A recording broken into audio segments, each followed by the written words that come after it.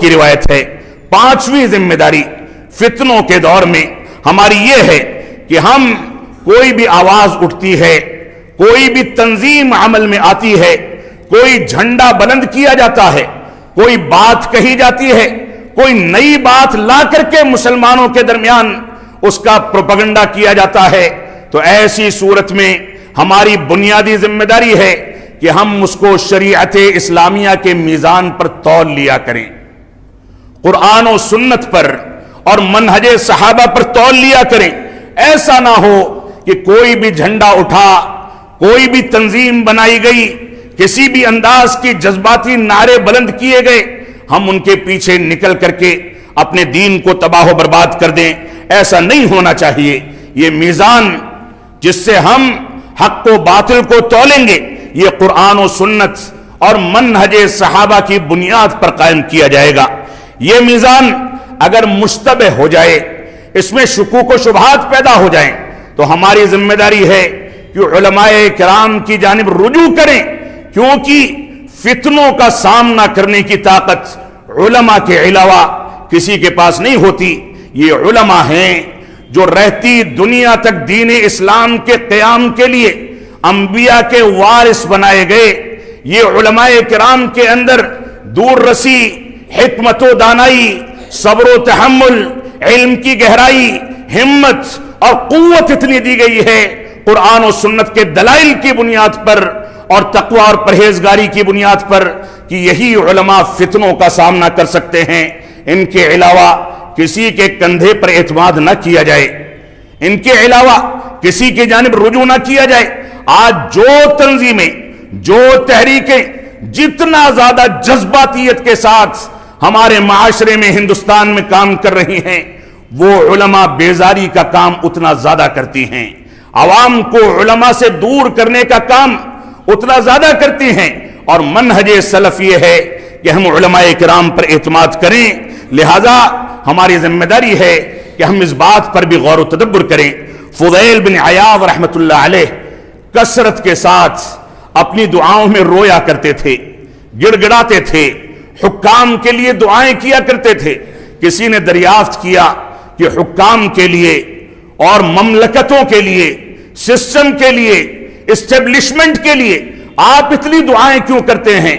तो उन्होंने फरमाया कि अगर मैं कुछ अच्छा काम करूंगा तो मेरी वजह से दो चार लोग सुधर जाएंगे, दो चार लोगों पर उसका अच्छा असर पड़ सकता है, लेकिन अगर इस्तेहकाम हाकिमे वक्त को और हुकूमतों को मिल जाता है तो उसके नतीजे में सारा मुल्क सुधर जाएगा, सारी दुनिया के अंदर अच्छा दस्तूर और अच्छे निजाम का तारुफ होगा। लिहाजा मैं हुक्काम की इस्लाह के लिए हमेशा दुआएं करता हूं। और ये लम्हे फिक्रिया है कि आज के दौर में कुरान और सुन्नत की पैरवी करने वाली बाज चंद गिनी चुनी जो हुकूमतें हैं, आज मुसलमान उनको जितना गालियां देता है शायद गैर मुस्लिम उतनी गालियां न देते हों।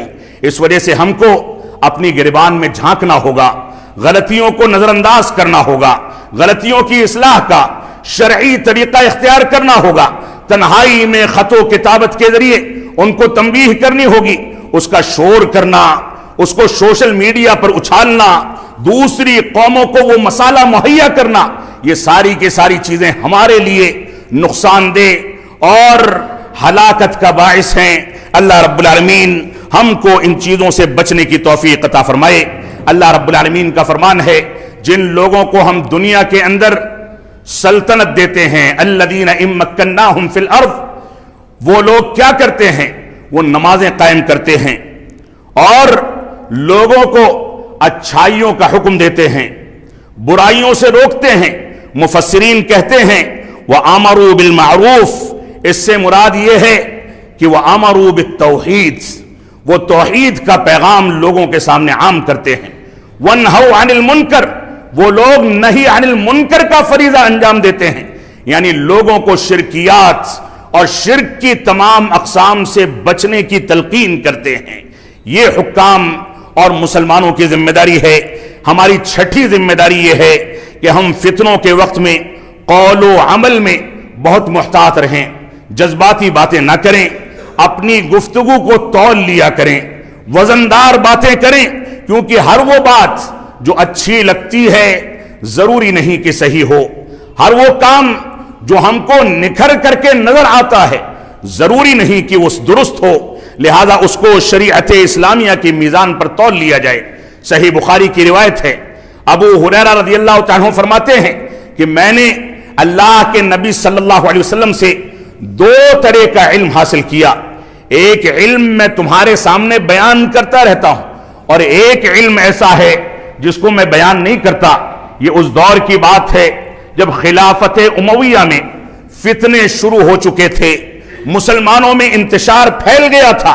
اس دور میں ابو ہریرہ رضی اللہ تعالیٰ نے فرمایا کہ میں ایک بات، ایک علم تو تمہارے سامنے بیان کرتا ہوں، دوسرے کو چھپا لیتا ہوں، رک جاتا ہوں۔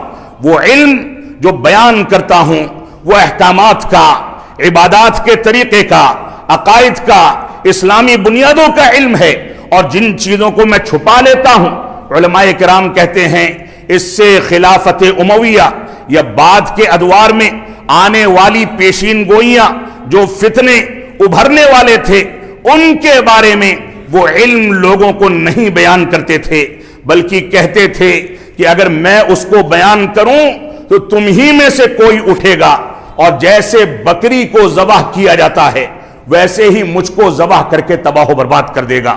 یہ ہمارے اسلاف کا طریقہ تھا کہ آج کے دور میں جس کو جتنی ٹی آر پی چاہیے وہ صحابہ کرام کی اتنی کمیاں نکالنے کے لیے بیٹھتا ہے، جس کو جتنی ٹی آر پی چاہیے وہ خلافت امویہ اور خلافت و ملوکیت کے بہانے سے صحابہ کرام کی تنقیص اور ان پر تنقیدیں کرنے کی پالیسی اختیار کرتا ہے۔